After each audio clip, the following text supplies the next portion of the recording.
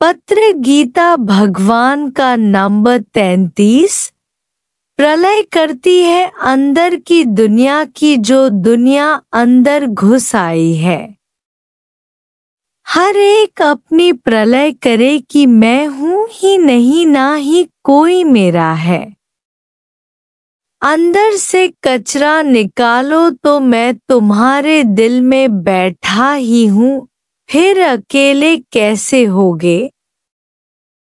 मैं ऐसा करता हूँ या ऐसा नहीं करता हूँ, दोनों ही अहंकार हैं। मैं ये खाता हूँ, यह नहीं खाता हूँ, पर निराहारी तो नहीं हुए न। देह में खड़ा हुआ करता है न कि दृष्टा। जगत को जानने के बदले अपने को जानो कि मैं क्या हूँ। जगत को जानने के लिए गए चंद्रमा पर, मगर वहां मिट्टी के सिवाय कुछ नहीं पाया। हुआ कुछ भी नहीं, पर अपने को जानने से जगत को जानने की कोई जरूरत ही नहीं पड़ेगी। जगत है ही मिथ्या, उसे क्या जानेंगे। दूसरा, इस ज्ञान को समझने में कौन सी कठिनाइयां आई हैं। ये ज्ञान सरल है या कठिन, यह लिखकर भेजना। कठिन है तो कैसे, सरल है तो कैसे। ज्ञान लग गया है या अभी लगेगा, बाकी अभी कौन सी कच्चाई है। किस बात में तुम मेरे से कम हो, ये लिखकर भेजना तो तुम्हारे अंदर का पता चले। बाहर की दुनिया बिगड़ी हुई हो या सुधरी हुई, उसमें तुम्हारा क्या। तुम अपने को सुधारो। हालात को नहीं बदलो, पर अपने आप को बदलो। कुछ भी बाहर से छोड़ने पर भी छोड़ा नहीं जा सकेगा, चाहे संन्यास लेकर एक झोपड़ी में एक लंगोटी पहनकर बैठो। किसी भी बात से खफा नहीं हो जाओ, न विक्षेपता में आओ। जिस बात से भागते हो वही बात सामने आएगी। मीरा को सांप और जहर में भी भगवान दिखाई दिए।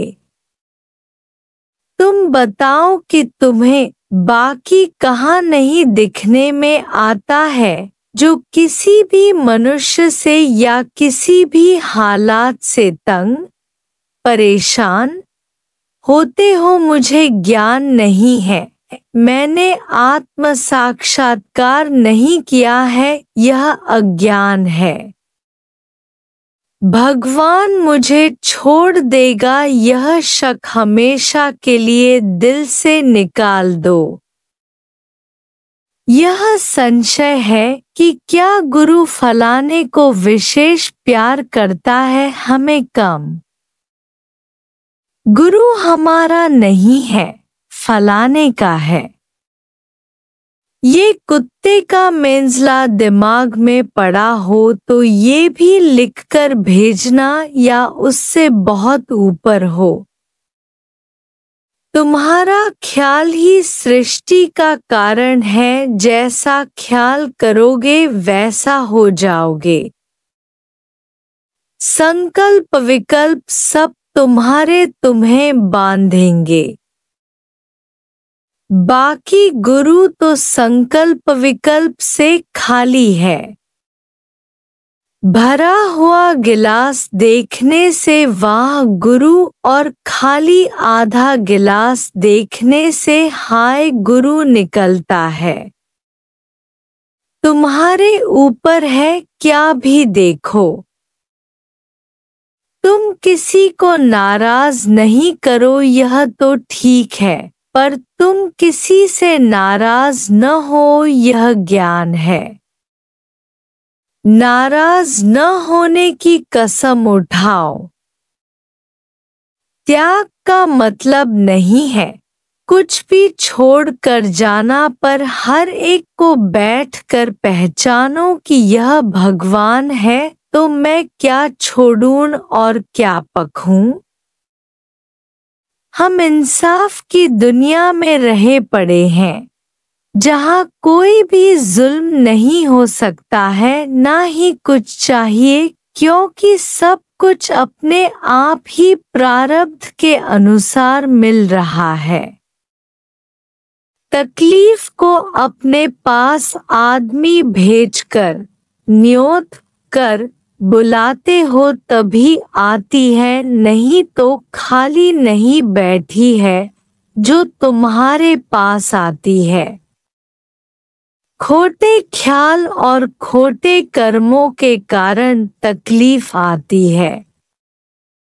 फिर यदि प्रभु का स्मरण नहीं किया है तो वह लगेगी नहीं, तो दरावत समझ में आएगी यह तुम्हारा दोष है जो तुम मरते हो।